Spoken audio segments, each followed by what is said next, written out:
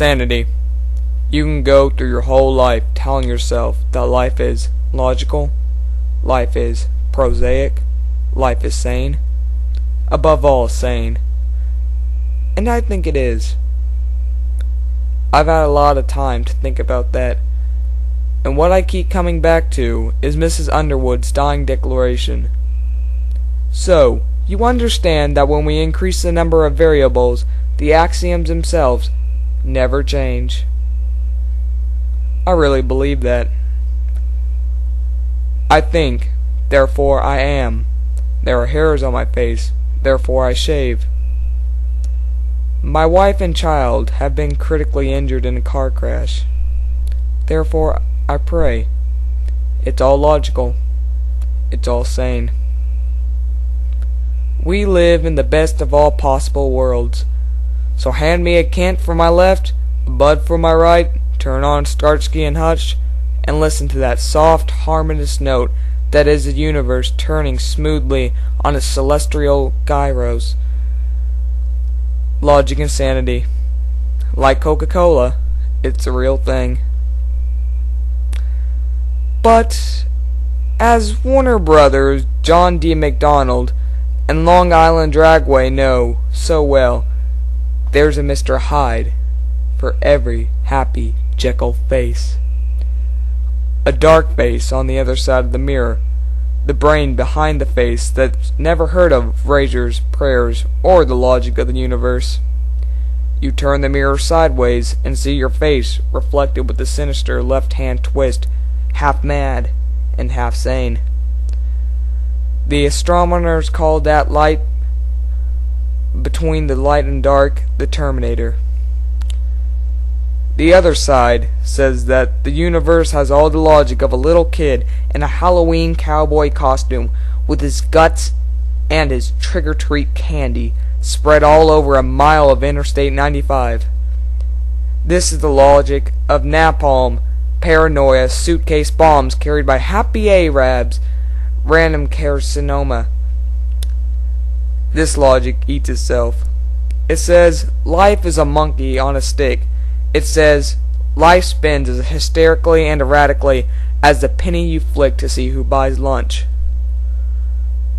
No one looks at that side unless they have to. And I can understand that. You look at it if you hitch a ride with a drunk in a GTO who puts it up to 110 and starts blubbering about how his wife turned him in. You look at it as if some guy decides to drive across Indiana shooting kids on bicycles. You look at it as if your sister says, "I'm going down to the store for a minute, big guy," and then gets killed in a stick-up. You look at it when you hear your dad talking about slitting your mother's nose.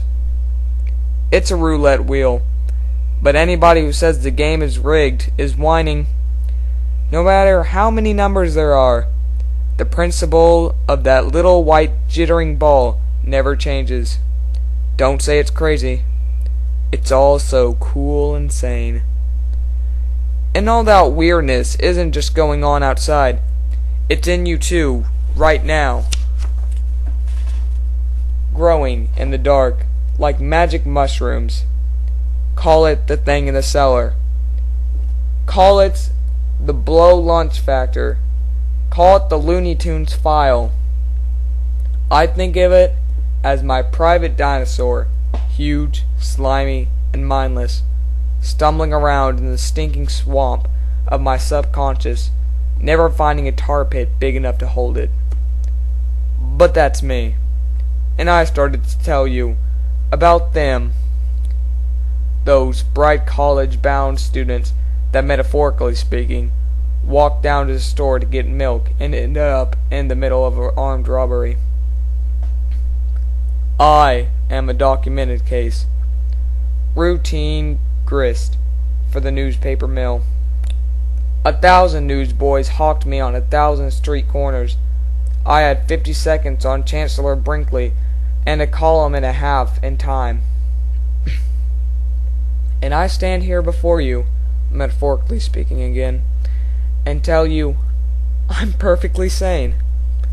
I do have one slightly crooked wheel upstairs, but everything else is ticking along just 4-0. Thank you very much. So them. How do you understand them? We have to discuss that, don't we? Do you have an officer pass, Mr. Decker? She asked me. Yes, I said, and took the pistol out of my belt. I wasn't even sure it was loaded until it went off. I shot her in the head. Mrs. Underwood never knew what hit her, I'm sure. She fell sideways on her desk and then rolled onto the floor, and that expectant expression never left her face. I'm the sane one. I'm the croupier. I'm the guy who spins the ball against the spin of the wheel, the guy who lays his money on odd even, the girl who lays her money on black red. What about them? There isn't any division of time to express the marrow of our life, the time between the explosion of lead from the muzzle and the meat impact, between the impact and the darkness. There's only a barren instant replay that shows nothing new. I shot her. She fell.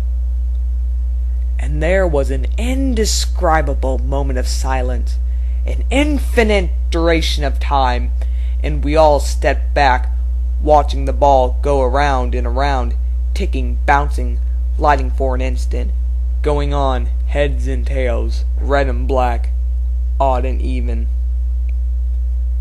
I think that moment ended. I really do. But sometimes, in the dark, I think that hideous random moment is still going on, that the wheel is even yet in spin, and I dreamed all the rest. What must it be like for a suicide coming down from a high ledge? I'm sure it must be a very sane feeling. That's probably why they scream all the way down. For those of you who didn't know, that was chapter 10 of Stephen King's best novel, in my opinion, Rage. Thanks for watching. If you liked it, good for you. I only made this video because I couldn't think about something to rant on, since I'm not very pissed at the moment. Alright, well, this is Aubrey Muru, 15, signing off.